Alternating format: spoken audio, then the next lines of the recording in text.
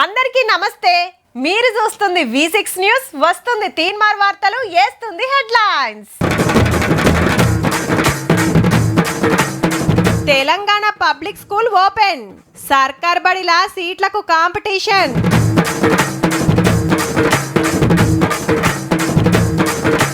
పది రోజులు లేస్తారట రైతు భరోసా.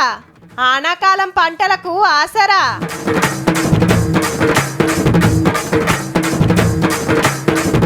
అభిమానికి ధైర్యం చెప్పిన హీరో. చూసా వైరన్ సినిమాలో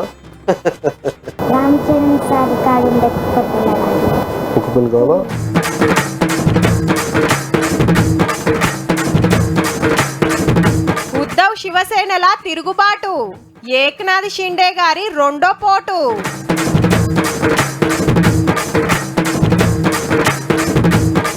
ఇల్లు కట్టలేక IPS అని బిల్డప్. పోలీసులు చేసిండ్రు లాకప్. సరే సీట్ ఇస్తాం గాని మొదలిది చెప్పు. ఏం జాబ్ చేస్తావు? నెలకు ఎంత వస్తుంది జీతం? సొంతిల్లేనా? కారుందా? ఊర్లా భూమి జాగాలు ఉన్నాయా? ఫ్లాట్లు కొనేసినవా? షిట్టిల్ గిట్ల కడతావా? ఎవరికన్నా అప్పులు ఇచ్చినవా? నెలకోపారి ఫ్యామిలీని టూర్లకు దోలుకపోతావా అని అడుగుతుర్రటబ్బా.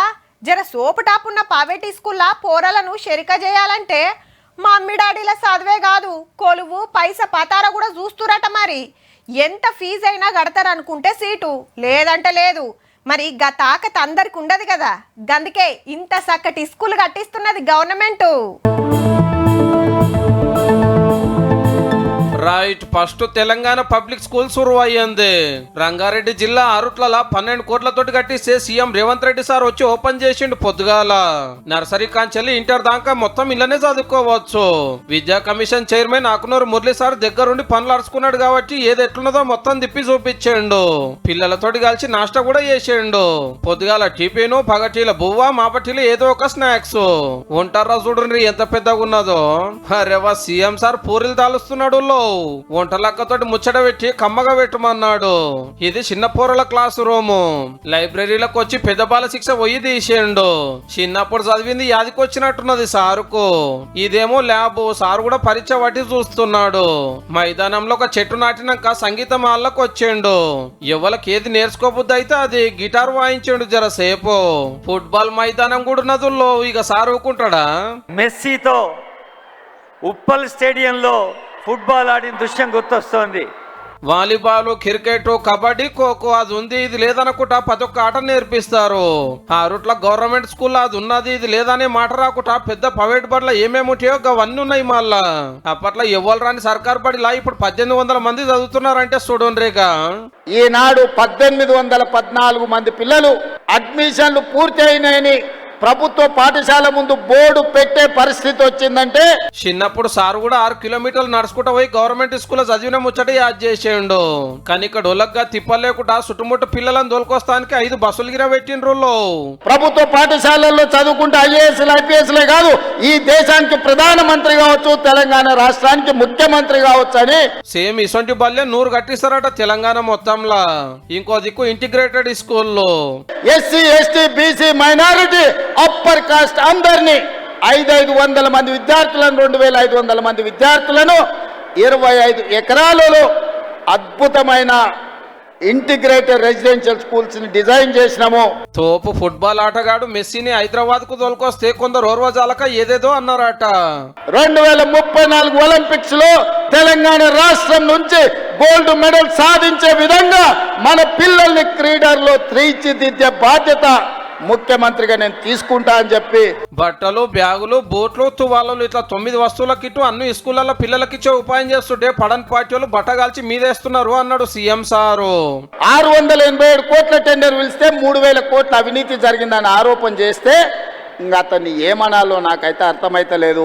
ఆ రూట్లలో బడి ఇంత ముద్దుగున్నది కాబట్టి మా కొడుకు సీటు, మా బిడ్డకు అడ్మిషన్ అని దినం 100 మంది తిరిగిపోతున్నారు అంటే చూడండిగా.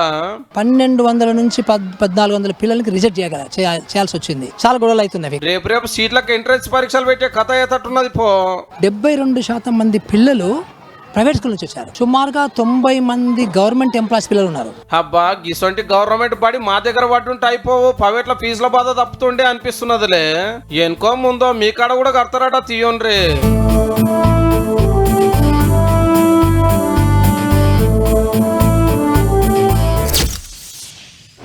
కొత్త సినిమా రిలీజ్ అవుతుందంటే సాలబ్బా టాకీస్ల ముంగట పెద్ద పెద్ద కటౌట్లు, ఫ్లెక్సీలు, గుమ్మడికాయ దండలు, పటాకుల మోతలు, బ్యాండ్ సప్పుళ్ళు, తీన్మార్ డాన్సులు, ఓ రేంజ్లు ఉంటుందనుకో రాదుర్రి. ఇదంతా బయట. లోపలికి పోతే సీట్లలో కూసుంటే ఒట్టు, షీటీలు కొట్టుకుంటా ఎగురుడే ఎగురుడు, దుంకుడే దుంకుడు. హీరోల మీద గంత అభిమానం ఉంటుంది మళ్ళా. ఏం అభిమానమయ్యా, మనకు ఆపతంట వస్తారా సాపతంట వస్తారా అంటుంటారు కొందరు. కానీ అలా వరంగల్ అభిమాని కోసం తోపు హీరో బరాబర్ వచ్చిండు. తిరుపతి వెంకన్న స్వామి లడ్డు ప్రసాదం పట్టుకొని నిరంజనోళ్ళు ఇంటికి వచ్చిండు పవన్ సారు. నెత్తి నిమిరి చేతికి ముద్దు పెట్టి బట్టల సుట్టి తెచ్చిన అమ్మవారి బొమ్మ చూపించి అచ్చింతలేసి శాల్వా కప్పిండు. ఏం కాదు జప్పున కోలుకుంటామని డైరీలో రాసి పక్కకున్న గబ్బర్ సింగ్ ఫోటో మీద సంతకం పెడితే తమ్ముడు మస్తు ఖుషి అయ్యిండు. చూసావా అతను చూసావా వైరన్ సినిమాలో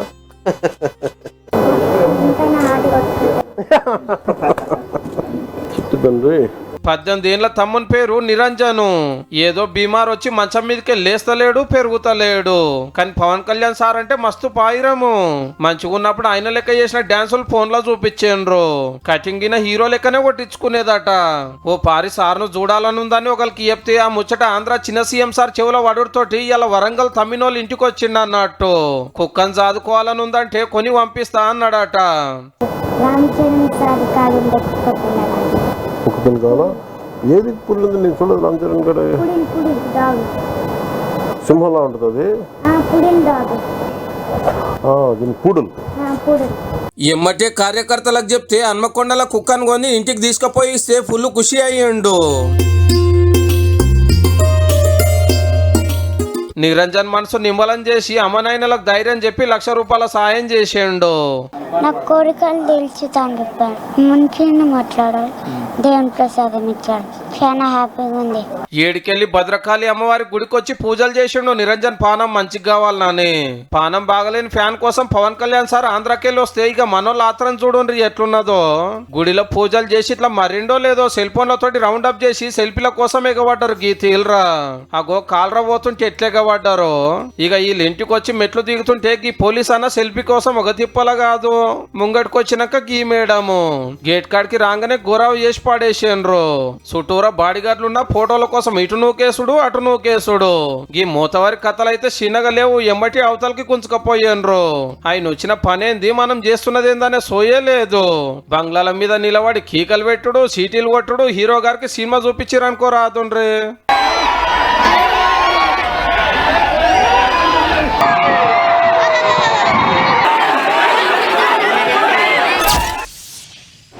కాక ఆనల్స్ అప్పుడే లేదేమే, ఒక్క ఆనన్న గట్టిగా వడకపాయే దుక్కులు దుందామంటే.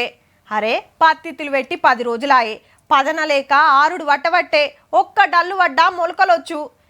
నేనైతే ఇప్పుడు దున్నంతమ్మి, ఇంత కాలం వెనక ముందైతే పెట్టుబడి మీద పడుతుంది, చూద్దాం ఎట్లుంటుందో అంటూరు ఊర్ల పొంట రైతులు. అదేదో ఎల్నినో మోపై ఆనలు వడకుండా వేస్తుంది అనవట్టిరి. మరెందుకు ఇట్లా అవుతుందో మళ్ళో నాడు వివరంగా చెప్పుకుందాం గాని రైతులు జరంత నిమ్మలవడ ముచ్చట తెచ్చినాం చూడుర్రే. పంటలమ్మిన పైకం ఇట్లా చేతికి వచ్చిందో లేదో రైతు భరోసా రాబోతుంది. 10 రోజులలోనే టింగు టింగుమని ఫోన్లు మోగుతూనే ఉంటాయట. 26 తారీఖు నాడు అకౌంట్లలో వేయాలని డిసైడ్ చేసింది సర్కారు. రేపు కేబినెట్ మీటింగ్ లో చర్చలు చేసి పైసలు చదివి పెట్టమని ఆర్డర్ వేస్తారట ఆఫీసర్లకు. ఇక మీదొచ్చే శుక్రవారం నాడు ఖమ్మంలో మీటింగ్ పెట్టి 73 లక్షల మంది రైతులకు ఎకరం పైసలు వేస్తారట RSYలో. నిరుడు లెక్కనే 9 రోజులలోనే 9,000 కోట్ల రూపాయల రైతు భరోసా వస్తారట 1.5 ఎకరాలకు. అంటే ఆనలు అందుకొని నాట్లేస్తానికి ముందే వ్యవసాయదారులకు పెట్టుబడి పైకం అందుతుంది అన్నట్టు. అయితే మొన్న యాసంగికి 2 ఎకరాల దాకానే పడ్డాయి. తతిమ పైకం రేపు మాప అన్నారు గాని రానేలే. ఎక్కువ భూములు ఉన్న వాళ్ళంతా నారాజు అయ్యిండ్రు. అందుకే ఇప్పుడు అట్లా కాకుండా 9 రోజులలోనే ఓడిపించే ప్లాన్ చేసిందట గవర్నమెంట్. అట్లనే రైతు వేదికలలో ఎరువులు ఇచ్చి సబ్సిడీ మీద 7 తీర్ల సన్నోడ్ల విత్తనాలు సప్లై చేసి యూరియా తిప్పలు రాకుండా చూస్తారట. కోటా పెంచమని అడిగేతానికి ఎంపీలను పంపిస్తారట. సన్నాలేసే క్వింటాల్కి 500 బోనస్ వస్తుంది కదా. మరి ఇదంతా మంచిగానే ఉన్నది కానీ ఆనలతోటే తిప్పలయ్యేటట్టు ఉంది.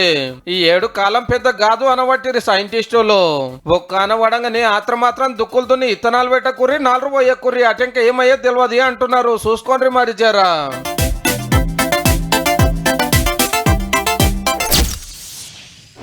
ప్రాంతీయ పార్టీలకు పెద్ద పరిశానే ఉంది పోన్రి. ఓటర్ దేవుల దీవెనార్తితోటి పవర్లకు వస్తే ఏంలే, లేదనుకో ఏ లీడర్ ఎటు పోయేది ఎప్పుడేమయ్యేది తెలియకుంటుంది మళ్ళా. రాజకీయంలా పవర్ ముఖ్యంగాని జెండాలు సిద్ధాంతాలు ఉత్త లొట్టపీస్ ముచ్చట్లబ్బా. మనకు టికెట్ ఇచ్చిన పార్టీ, మన కోసం ప్రచారం చేసిన పార్టీ, మనకు పదవులు ఇచ్చిన పార్టీ గివేముండయి. నాకేంది నాకేమొస్తుంది అన్నదే లెక్క. ఇప్పుడు గీ ముచ్చట దేనికంటే ఏక్ బార్ వేసేసింది జాలదని ఔరేక్ బార్ శివసేన వేసేసే కార్యం పెట్టుకున్నాడు మన ఏక్నాథ్ షిండే గారు. ఉద్ధవ్ సార్ పార్టీలకు వెళ్ళి 6 ఎంపీలను గుంజుతున్నాడు. మళ్ళా ఉన్నదే 9 మంది లోక్సభ మెంబర్లు. మెజార్టీ పోయేటోళ్ళదే కాబట్టి పదవులు పైలంగానే ఉంటాయి. ఇక స్పీకర్ సార్ ను కలిసి గెలిచిన పార్టీతోటి మాకు సంబంధం లేదని కాగితం ఇచ్చి ఎల్లుండి షిండే గారు శిబిరంలకు దుంకుడు పక్కా అంటున్నారు. ఎందుకంటే గా దినం శివసేన పార్టీ పుట్టినరోజు. అప్పట్లో బాల్ ఠాక్రే సార్ పెట్టి మహారాష్ట్రలో పతారా చూపించుడే కాదు, వెనకాలండి చక్రం తిప్పిండు. పెద్ద మనిషి కాలం చేసినాక కొడుకు ఉద్ధవ్ ఠాక్రే సార్ నడుపుతుంటే కాంగ్రెస్ హిమ్మత్ తోటి సీఎం అయ్యిండు. అయితే 4 ఏళ్ల కిందట మంత్రి ఏక్నాథ్ షిండే 40 మంది ఎమ్మెల్యేలతోటి కట్టప్ప లెక్క మలరబడి శివసేన జీలగొట్టి బీజేపీ సపోర్ట్ తోటి ముఖ్యమంత్రి అయ్యిండు. ఆఖరికి ఒరిజినల్ పార్టీకి ఇల్లదే అయ్యింది, బాణం గుర్తు పోయింది. ఇక అసెంబ్లీ ఎలక్షన్ల తర్వాత సీఎం సీటు కమలం పార్టీ తీసుకుంటే మంత్రిగా ఉన్నాడు. ఇప్పుడు ఉద్ధవ్ సార్ పార్టీలో 9 మంది ఎంపీలుంటే రెండో పారి 6 గుంజుకుంటా ఏక్నాథ్ షిండే అంటే ఏందో చూపిస్తున్నాడు. మా వాళ్ళకు 15 కోట్ల రూపాయలు ఇచ్చారు, కాంట్రాక్టులు బిజినెస్ చూపిస్తామని ఆశ పెడుతున్నారు అనేది ఇళ్ళ మాట. రేపు ఏమైతుందో గానీ బెంగాల్లో టీఎంసీ ఎంపీలు తిరుగుబాటు చేసి బీజేపీకి దోస్తులైనట్టే మహారాష్ట్రలో అయినా గదే నడుస్తుంది అన్నట్టు. ఈ 2 రాష్ట్రాల తర్వాత ఏ రాష్ట్రంలో ఇంకే ప్రాంతీయ పార్టీకి సూటి పెట్టిండ్రో పో.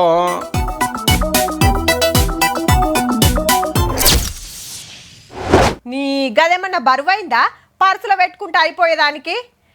ఫోన్లో ఏమన్నా నెంబర్ ఉందో చూడు, ఆన్లైన్లో దిద్దాం. దీని మీద పేరు తప్పుపడ్డదమ్మా, జల్దీ మార్పియుర్రి లేకుంటే తక్లీఫ్ అవుతుంది. అబ్బా ఇంటికాడ మర్చిపోయి బస్సు ఎక్కుతిని, టికెట్ తీసుకోక తప్పేటట్టు లేదు కదా. అన్నున్నాయి కానీ అసలుదే లేదాయే, ముందే చూసుకోవా అంటుంటారు. మేము దేని గురించి చెప్తున్నామో కొందరికి అర్థమయ్యే ఉంటుంది. ఇక అసలు ముచ్చటేందో చూద్దాం. అన్నిటికీ ఆధారం అనుకున్నాం గాని అస్సలు కానే కాదు. ఆధార్ ఉంటే పలానా ఏరియాలో ఉన్నట్టు అడ్రస్ కిందికి రాదు, ఇండియన్ అనే పౌరసత్వం రాదు, పలానా తారీఖు నాడు పుట్టినట్టు ఆధార్ తోటి చెప్పుడు కరెక్ట్ కాదు అని కుద్దు దేశం పెద్ద కొట్టే చెప్పింది. ఏడబడితే ఆడ అన్నిటికీ ఇదే ఆధారం చేస్తున్నారట. కొందరు రాంగ్ రూట్ లో వాడుతున్నారట. బయట దేశాలకెళ్ళి వచ్చినోళ్ళు ఈడో 6 నెలలు ఉంటే వాళ్ళకు సుత ఆధారిస్తారు. మరి వాళ్ళు ఇండియన్ లేనా అని సుప్రీంకోర్టులో ఒకరు కేసేస్తే జడ్జి సారు సుతా కరెక్ట్ కాదు అని కచ్చిండు. కానీ సిమ్ కార్డ్ కాంచి డ్రైవింగ్ లైసెన్స్ దాకా, బ్యాంక్ అకౌంట్ కాంచి స్కూల్ అడ్మిషన్ దాకా, కోపిన్ కార్డ్ రావాలన్నా, గుడిల దేవుని దర్శనం కావాలన్నా, ఇండ్లు భూమి జాగాలు కొనాలన్నా అమ్మాలన్నా ఆధారే అడగబట్టిరి. పిల్లగాడో ఉట్టిండంటే బర్త్ సర్టిఫికేట్ ఎంత ముఖ్యమో ఆధార్ సుత గంతే ముఖ్యమాయే ఇయాల రేపు. గా 12 అంకెల నెంబర్ లేకుంటే ఏ పని కాదు బయట. పేరు తప్పున్నా, అమ్మనాయనల పేర్లు రాంగ్ ఉన్నా, అడ్రస్ చక్కగా లేకున్నా తక్లీఫ్ కావట్టే. గింత ముఖ్యమని అంతటా అడుగుతుంటే పెద్ద కోటేమో గిట్ల అనవట్టే. ఏ ముచ్చటెట్లున్నా జేబుల ఆధార్ లేకుంటే ఇంట్లోకెళ్ళి బయటికి అడుగు పెట్టని పరిస్థితి ఉన్నది. గదైతే నిజం.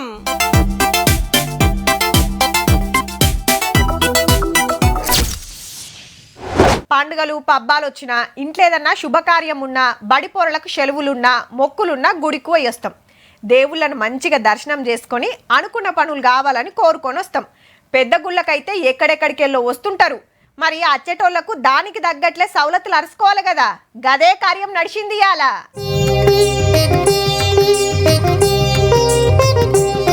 వరంగల్ భద్రకాళమ్మ గుడి కాడ ధ్వజస్తంభం నిలబెట్టిండ్రు. గిట్లా జగద్గురు పుష్పగిరి శంకరాచార్య మహాసంస్థాన పీఠాధిపతి విద్యాశంకర భారతి స్వామి నడిపించిండు ఈ కార్యం. Local MLA Nayini Rajender Reddy sir వచ్చిండు. పూజలు హోమాలు జరిగినాయి గుడిలా. భద్రకాళమ్మ గుడి డెవలప్మెంట్ పనులు నడుస్తున్నాయి కదా, ఇయాల ఈ కార్యం అన్నట్టు. ఒక్కసారి ధ్వజస్తంభం ప్రదక్షిణ చేస్తే భూమండలం ప్రదక్షిణ చేసిన పుణ్యం వస్తుంది. 40 ఏళ్ల క్రితం ఒకసారి ధ్వజస్తంభం పెడితే అది శిథిలం అయిపోయింది.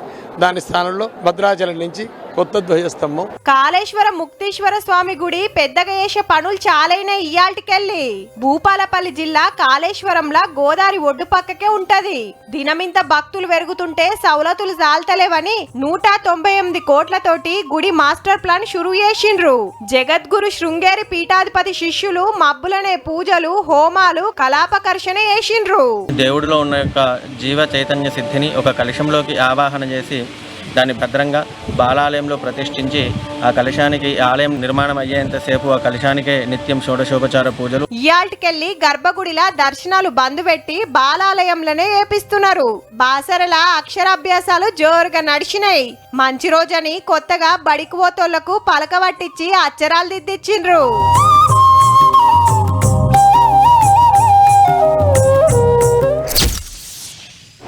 హోటల్కు పోయినాం, నచ్చింది చెప్పినాం, తుర్తిగా తిన్నాం, బిల్లు కట్టినాం, సోంపు బుక్కుకుంటూ వస్తాం, అంతే కదా. లేదంటే అన్న ఏమన్నా డిస్కౌంట్ లేదా అంటాం. అంతేగాని ఏయ్ నేను ఎవరినో తెలుసా, బిల్లు నన్నే అడుగుతున్నావులే, నీ సంగతి చెప్తా చూడు బిడ్డ అని ధమ్కీలు ఇస్తామా? మరి గీసారేంది? ఏం బ్రో నన్నే పైసలు అడుగుతావులే, నీ ఛాయ్ దుకాణం లేపేసా బిడ్డ ఏమనుకుంటున్నావా అని ధమ్కీలు ఇస్తున్నాడు. సారు ఐపీఎస్ ఆఫీసర్ అట. మరి అయితే ఏంది సారు, వెన్న ప్యాకెట్ తీసుకున్నారు, 40 రూపాయలు అయ్యింది, బిల్లు ఇవ్వాల్సిందే అన్నాడు ఛాయ్ దుకాణం ఓనరు. చెల్ ఇయ్యను పో అనుకుంటా పోయి కారు ఎక్కిండు. స్కానర్ పెట్టినా కొట్టాలి. మనోళ్ళకి డౌట్ వచ్చి పోలీసులకు ఫోన్ చేసిర్రు. ఏమంటే కానిస్టేబుల్ వస్తే ఏం పేరు, ఏ స్టేషన్, ఐపీఎస్ ఆఫీసర్ కు సెల్యూట్ చేయాలని తెలియదా అని ఇంకిత రెచ్చిపోయిండు.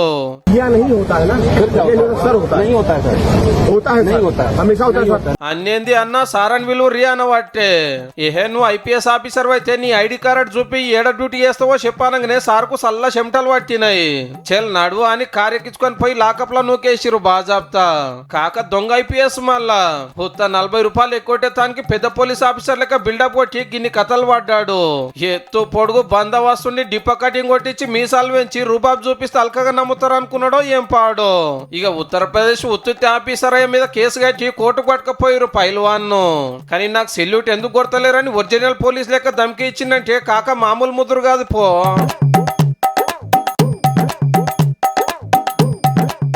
చూసిండ్రు కదా, ఇక ఇవ్వల్లా ఇయాల్టి తీన్మార్ ముచ్చట్లు ఉంటామల్లా. నమస్తే.